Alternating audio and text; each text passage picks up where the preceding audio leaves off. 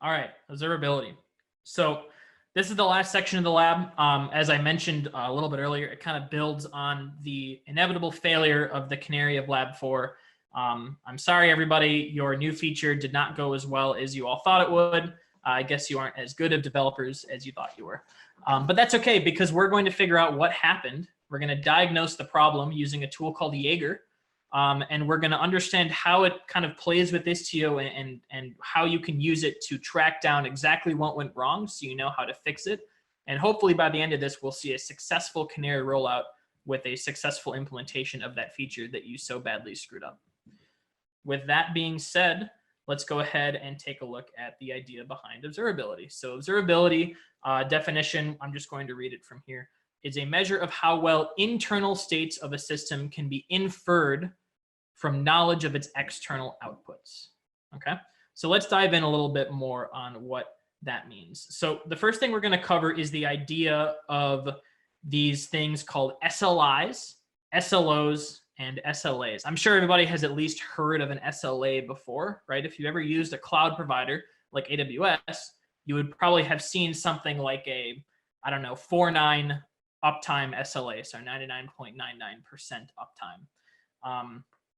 So typically SLAs, sorry, let me back up and go and talk about SLIs first. So the idea behind an SLI, a service level indicator, is that it's essentially a measure of some aspect of some service that is provided, a measure that can be measured in such a metric, sorry, that can be measured in such a way that is impactful to an end user. Okay, so really the important thing to understand with SLIs is that the only thing that is worth measuring in this case of observability is something that the user would experience, whether positive or negative. So examples of good SLIs would be the latency, so how long it takes to return a response to the end user, the error rate, how much of the percentage of requests overall result in errors to the end user, availability, durability, etc. So an example of a bad SLI would be something like CPU usage or memory usage.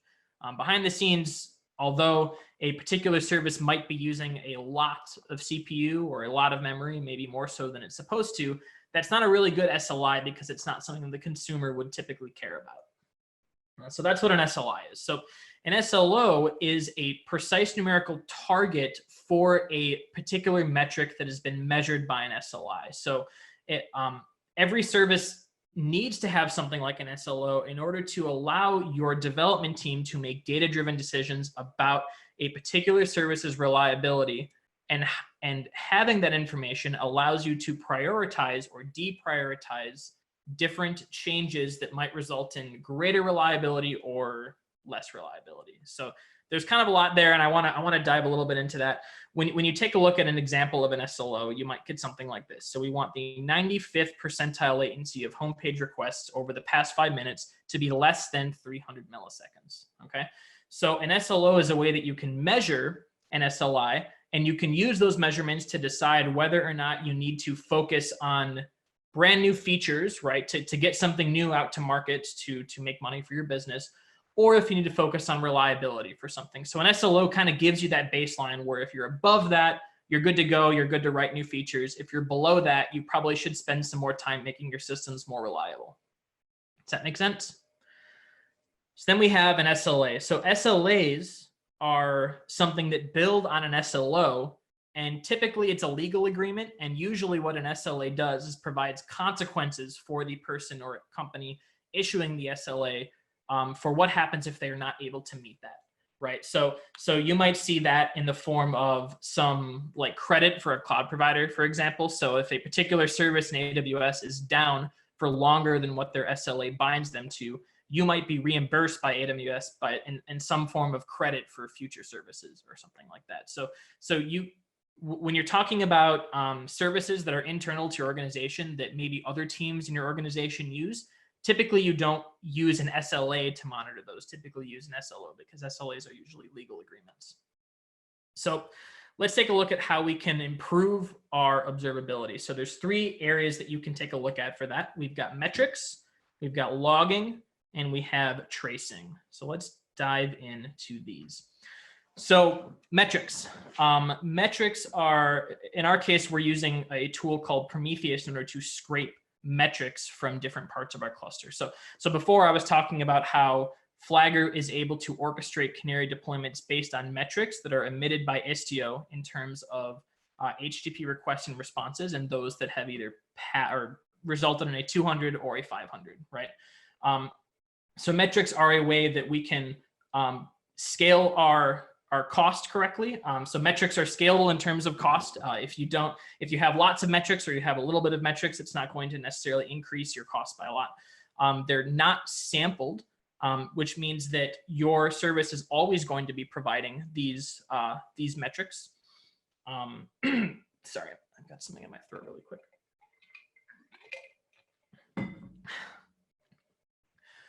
These metrics aren't sampled. And so metrics, one of the downsides of them, unfortunately, is that they struggle with high cardinality. Casey, I'm a little fuzzy on what high cardinality means in this case. Could you clarify for me? Yeah, sure. So cardinality represents the number of permutations, combinations of a given data set. So for example, if you wanted to track information by something like what state someone's in, that's a relatively low cardinality. You know, you'd have a field with up to 50 possible values for that field. If instead you wanted to do something like store first name, and say you wanted to store transactions based on somebody's first name, you would have a much higher degree of cardinality in that data set. And so it becomes more challenging to store. What ends up happening in these systems that don't do well with high cardinality is they end up creating buckets for each value, and you have a large amount of buckets now created to store the values in. Gotcha. That makes sense. Sorry, I had something in my throat during that. Okay, so like I said before, we use something called Prometheus in order to scrape metrics from various services within our cluster. So the way that Prometheus works is that you deploy a central Prometheus server, and you configure your services that need to send metrics to Prometheus by annotating those Kubernetes resources with some information that instructs Prometheus how to scrape different endpoints on your services. So the way this works with Istio, and the way that we've been able to feed HTTP metrics to things like Flagger, is that the Envoy proxies that Istio deploys alongside your applications are annotated with information that tells Prometheus exactly how to retrieve metrics from them. So Prometheus, I'm not sure what it is, every 15 seconds, every 30 seconds, something like that, Prometheus is going to scrape each of these different endpoints, retrieve metrics from those Envoy proxies, and then store those so they can be queried by things like Grafana, which is the dashboard tool that we use to visualize some of these metrics, or pull from, or things like Flagger could also run Prometheus queries in order to decide whether or not to continue with the canary or to scale it down. So that's kind of an idea of what metrics here represent. Okay, so let's talk about logging. So the first thing that's important to understand about logging is that it's very expensive at scale. If anybody here has used Splunk before, you should have a pretty good idea of what expensive at scale means. If you are an organization that produces terabytes worth of logs and you send them all to Splunk, you're going to have a very, very, very hefty Splunk bill.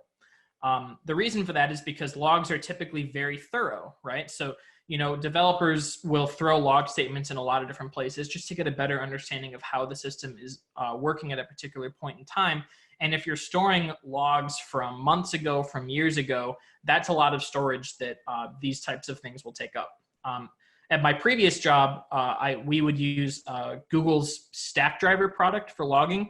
And for the longest time, it was actually free no matter how many logs you sent to it. And I think they published some kind of blog post about around when they updated the pricing model for Stackdriver such that you can only send, I think it was like half a gigabyte every month or something like that.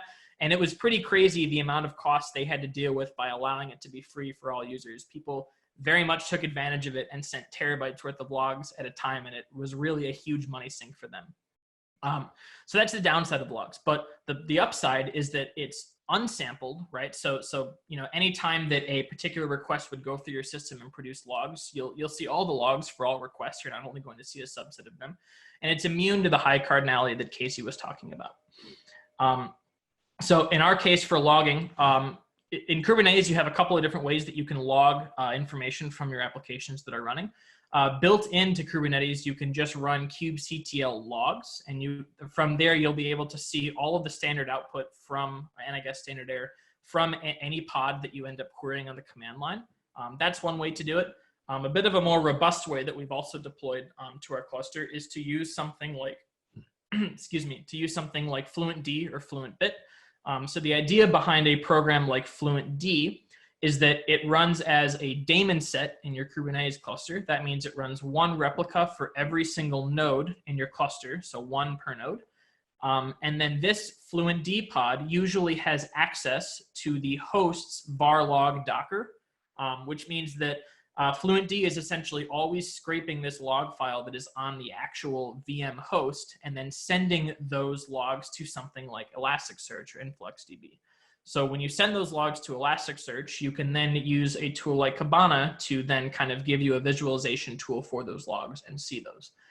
So if you ever heard of like an elk stack before, where it'd be like Logstash, Elasticsearch, and Kibana, it's kind of similar to that, except instead of using Logstash to feed your information to Elasticsearch, it will also use, instead it will use something like FluentD, which is kind of built around the idea of running one on each of these nodes in a Kubernetes context.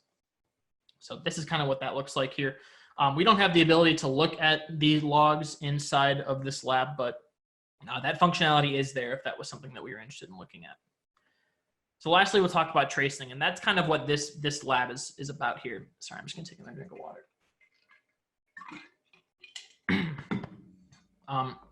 So tracing, there's a scalable cost to tracing. The reason that the cost for tracing is scalable is because typically it's a sampled set of data. So I'll talk about that a little bit first. So the idea behind tracing using something like Jaeger that implements the open tracing spec is that the Istio Envoy proxies that we deploy in front of our applications will randomly decide, hey, am I going to trace this request or am I not going to trace this request? That's typically something that you can configure when you deploy Istio. I think right now we have it at about a 10% chance to trace a request, which is extremely aggressive. I wouldn't recommend you tracing 10% of all requests in your system, but the reason we do it is to make sure that you're for sure going to see what you want to see within the context of our lab. So when a request enters our system, Istio decides, hey, am I going to trace this or not? If it decides yes, it's going to add some additional HTTP headers on top of your request and then forward it on to your microservice. So in this case, market summary. When market summary receives the request, it's going to check to see if those tracing headers are there. Usually those tracing headers correspond to the idea of what's called a span instead of a trace. So Istio constructs the parent span, and then market summary constructs a child span that it attaches to the parent span by observing those headers and then tracing the request as it goes through our Spring Boot based application, and then adding some more information to those headers when the request leaves the system. So when you're done with that, you end up seeing something like this. So we've got our parent span at the top here, right? So the entire request here you can see takes around 704 milliseconds. And then you've got these children spans that of this entire request that took 704 milliseconds, how much of this was because of an HTTP GET to /customer? How much of this was a result of this driver.findNearest method?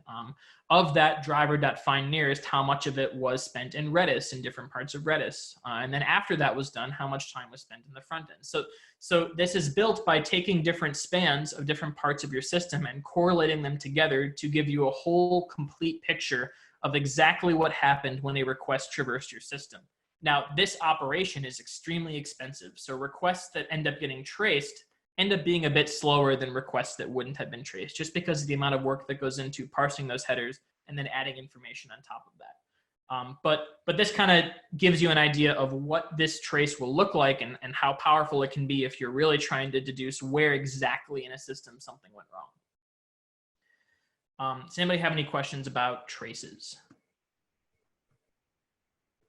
Awesome. So last but not least, we are going to talk about Jaeger. So Jaeger is the CNCF's, the Cloud Native Computing Foundation tool that we have deployed to our cluster in order to help us understand tracing and view those traces and view those spans, which was a screenshot that I just showed you.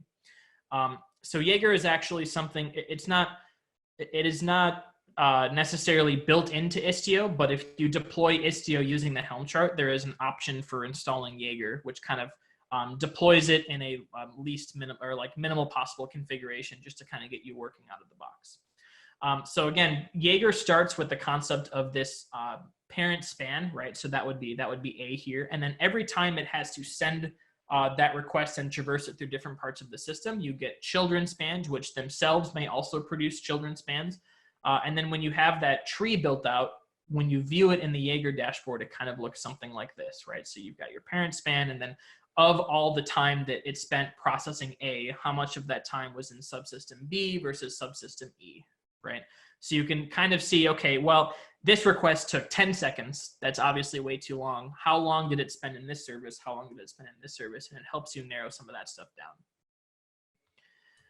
So when it comes to the actual Jaeger agent, or the ability to trace your code in a service like Market Summary, the only part that's not so great about doing something like tracing and with Jaeger is that there's no way to just kind of get it out of the box for free. So previously in the lab, we've seen something like using Istio to provide micro TLS between all of your microservices, mutual TLS between all of your microservices, or something like Kiali to visualize which services that you have deployed to your cluster. All of those things you did get for free, but unfortunately with Jaeger, you have to kind of help out your microservice a little bit in order to get tracing installed. So luckily with Spring Boot, it's actually relatively easy. Or I guess any framework, whether it's Java or JavaScript or whatever, that has the idea of middleware, the ability to just kind of say, hey, when you detect this HTTP header, I want you to make sure that these things are traced all throughout the system. So with Spring Boot, it's really just a matter of adding the Gradle dependency and adding a little bit of configuration, and then it's kind of solved from there. So it's pretty nice with Spring. I have a little bit of experience doing it with Node.js too. Not so much with all the other languages that you see here, but I'm sure there's ways to do it in those systems as well. So in our cluster, we actually don't even have an agent. All we have is a collector and a query. So our collector receives traces from the actual market summary pod, sending it directly to the collector over HTTP. The collector then stores that information inside of Elasticsearch. And then our query, which is really just kind of a UI on top of Elasticsearch, will query Elasticsearch for you in order to find traces that are relevant to your query.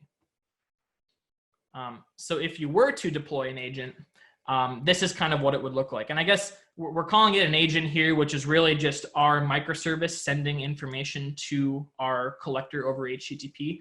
Typically, a Jaeger agent is deployed as a daemon set. So it's one Jaeger agent for every node. And then usually your microservices will be configured to just send that traffic over to localhost, and your agent will take care of it from there. In this case, what we have here is we have an inbound request, right? So we see a header with a trace ID. So we know that there's a parent span, and we know that our Envoy proxy expects us to add information to this trace. So we've got our handler, which is then leaning on our Jaeger client library here. And then every time the request traverses through different parts of the system, we can see it adding information to that span via context. And then the outbound request, if your service were to send another request to another service in your system, would also contain that trace ID, so it can too tribute to that system. So again, the setup for doing this in Spring Boot is very easy. We simply add the dependency to our build.gradle and then add an application.properties that tells us how frequently we want to sample and where we want to send that information to. So in this case, we have a service deployed to our cluster called Jaeger Collector in the Istio system namespace, and it's listening on port 14268. So all of your services have already been pre-configured to do this. So if you look inside of your Git repo right now, you'll already see this application properties with all this configured. So good news, we have some information about your failing canaries that we can use to figure out what went wrong. So let's go ahead and do that. Does anybody have any questions about anything that I've covered so far?